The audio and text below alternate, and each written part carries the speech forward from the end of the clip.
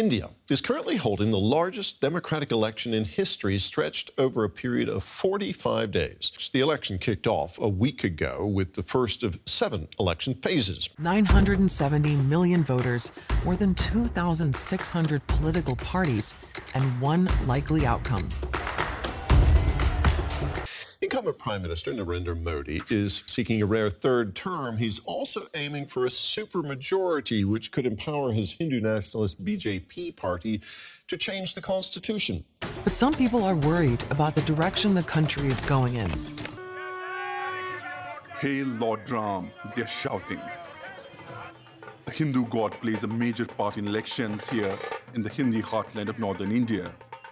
They say Modi and his party are changing India's democracy into a more authoritarian state, one that prioritizes India's majority Hindu population and threatens minorities, especially Muslims. So there's no doubt that Modi's government has attacked some of the key features of India's democratic setup. The fear is that the democracy in our country is slowly slipping. The first thing to get your head around is the sheer scale of holding an election in a country of 1.4 billion people. The number of registered voters in India is more than all the voters in these 7 countries, which also have elections this year.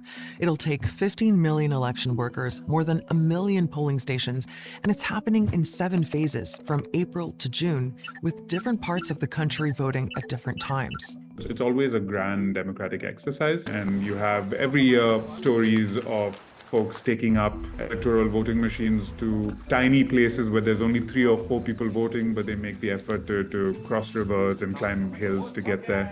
Now, India is a parliamentary system, like the UK, for example. People will be voting for candidates to represent them in the lower house of parliament.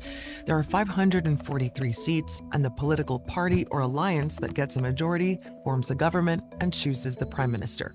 The next thing you need to know is who's up against who. There are thousands of parties running, but here are the key players. There's the ruling BJP, that's Modi's party. It leads a political alliance of several other parties, but has been able to get a majority on its own in the last 2 elections.